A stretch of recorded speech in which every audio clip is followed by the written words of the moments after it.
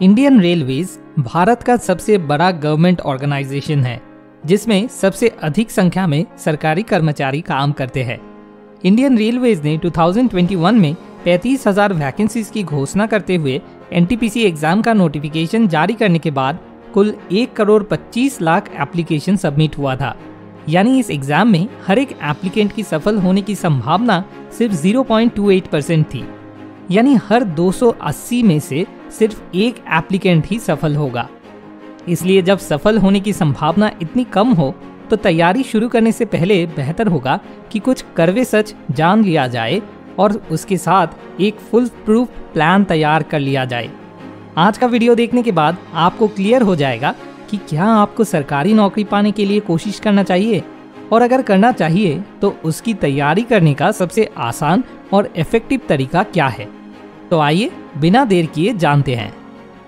Step number 1, evaluate your current position. आइए सबसे पहले इस सवाल का जवाब जानते हैं कि क्या आपको सरकारी नौकरी पाने के लिए कोशिश करना चाहिए। उसके लिए आपको ज़्यादा कुछ करने की ज़रूरत नहीं है, बस आप जिस सरकारी नौकरी के एग्ज़ाम की तैयारी कर रहे हो उसके लास्ट 3 इयर्स में से किसी भी एक ईयर का question paper and answer paper का जुगाड़ करें और पूरी तरह खुद से बिना किसी के मदद के जब तक आप चाहे समय लेके उस क्वेश्चन पेपर को सॉल्व करने की कोशिश करें। फिर उस आंसर पेपर से मिला के देखें कि आप कितने % स्कोर कर पा रहे हैं। अगर आप देखते हैं कि आप पूरा दिन लगा के भी 50% से भी कम स्कोर कर पा रहे हैं तो मेरे मुताबिक बेहतर है कि आप अपनी तैयारी शुरू ही ना करें। रीज़न ये है कि अगर आपकी करंट पोजीशन ऐसी है तो सफल होने की संभावना इतनी कम होने के कारण आपको सफलता प्राप्त करने के लिए बेहद कड़ी मेहनत करनी पड़ेगी। अगर आप अपनी पसंद के किसी दूसरे काम में इतनी मेहनत करेंगे तो आपको इससे काफ़ी बेहतर रिजल्ट्स मिलेंगे। याद रखें, पैसे कमाने का एकमात्र तरीका सरकारी नौकरी नहीं है। ऐसे हजारों और तरीके हैं जिनसे आप सरकारी नौकरी से ज़्यादा पैसा कमा सकते हैं। आपको बस अपना दिमाग खुला रखना है। और अगर आपका स्कोर 50% से ऊपर है तो अगले स्टेप पर जाएं। Step number 2, choose a suitable platform. क्योंकि आपने 50% से ऊपर स्कोर किया है, इसका मतलब है कि आप बेसिक चीज़ें जानते हैं। अब आपको सिर्फ एडवांस चीज़ों को जानने और अपनी एक्यूरेसी और स्पीड बढ़ाने की ज़रूरत है। यानी कम समय में सही उत्तर देने की तकनीक सीखना है। ऐसा करने के लिए अगर आप एक ऑफलाइन ट्यूशन विकल्प को अपनाते हैं जहां 80% एस्पिरेंट्स ऐसे हैं जो 50% से कम स्कोर वाले हैं, यानी जिन्हें तैयारी ही नहीं करना चाहिए, तो आप सबसे बड़ी गलती करेंगे जो कि ज़्यादातर एस्पिरेंट्स करते हैं।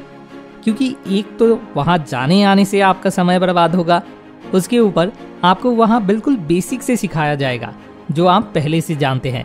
साथ ही क्योंकि ज़्यादातर सरकारी नौकरी की एग्ज़ाम अब कंप्यूटर बेस्ड होती हैं, इसलिए उसके लिए आपका प्रैक्टिस भी कंप्यूटर बेस्ड ही होना चाहिए। अब ऐसे कई अच्छे ऑनलाइन प्लेटफॉर्म हैं जहां आप ऑफलाइन ट्यूशन में सिर्फ 1 महीने में जितना खर्च कर देंगे उससे भी कम पैसों में आप उन ऑनलाइन प्लेटफॉर्म की सब्सक्रिप्शन साल भर के लिए ले सकते हैं। दूसरे शब्दों में, अगर आप एक ऑनलाइन प्लेटफॉर्म की सब्सक्रिप्शन लेते हैं तो आप ऑफलाइन की तुलना में बहुत कम पैसों में बहुत एडवांस तरीके से तैयारी कर सकते हैं। तो आपका काम है अपनी फाइनेंशियल कंडीशन के मुताबिक अपने लिए एक या एक से अधिक ऐसे सुइटेबल प्लेटफॉर्म का चुनाव करना। Step number 3, attempt at least 1 mock test regularly. मान लीजिए कि कुल 100 लोगों ने 10 वैकेंसीज के लिए अप्लाई किया। फिर उनमें से 20 ऐसे होंगे जो पूरे दिन दिए जाने पर 100% स्कोर कर सकते हैं। लेकिन एग्जाम में समय लिमिटेड रहता है, इसलिए कंपटीशन ना सिर्फ सही जवाब दे पाने का है बल्कि दबाव में एक लिमिटेड टाइम के अंदर सही जवाब दे पाने का है। और उसके लिए खुद को तैयार करने का एक ही तरीका है, आप हर दिन कम से कम 1 मॉक टेस्ट देने की कोशिश करें और फिर अपने रिजल्ट इवैल्यूएट करके देखें कि कौन कौन सी टॉपिक में कमजोरी है, कौन कौन सी टॉपिक में वेटेज ज़्यादा है, और उसी के मुताबिक एक स्टडी प्लान बनाइए और उसका पालन करें। उदाहरण के लिए, मॉक टेस्ट देने के बाद आपने देखा कि आप मॉक टेस्ट में मैथ के हाइट एंड डिस्टेंस टॉपिक में से पूछे गए 3 सवालों में से एक का भी सही जवाब नहीं दे पाए, तो फिर आपको उस टॉपिक को सीखने के लिए एक शेड्यूल प्लान बनाना होगा। और अब अच्छे ऑनलाइन प्लेटफॉर्म में मॉक टेस्ट देने के बाद तुरंत इतना डिटेल परफॉर्मेंस एनालिसिस दे देते हैं कि आप कल्पना भी नहीं कर सकते। इसलिए अगर कोई ऐसे एडवांस ऑनलाइन प्लेटफॉर्म पर रोजाना कम से कम 1 मॉक टेस्ट प्रैक्टिस करता है और फिर अपने परफॉर्मेंस एनालिसिस के हिसाब से स्टडी प्लान तैयार करता है और पूरी लगन के साथ उसे फॉलो करता है तो उसे सरकारी नौकरी पाने से कोई नहीं रोक सकता।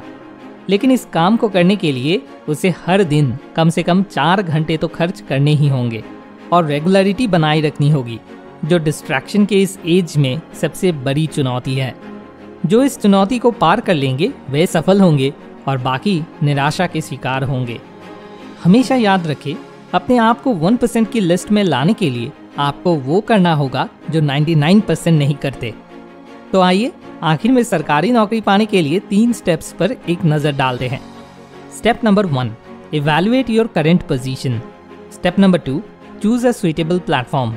Step number 3, attempt at least 1 mock test regularly. Thanks for watching.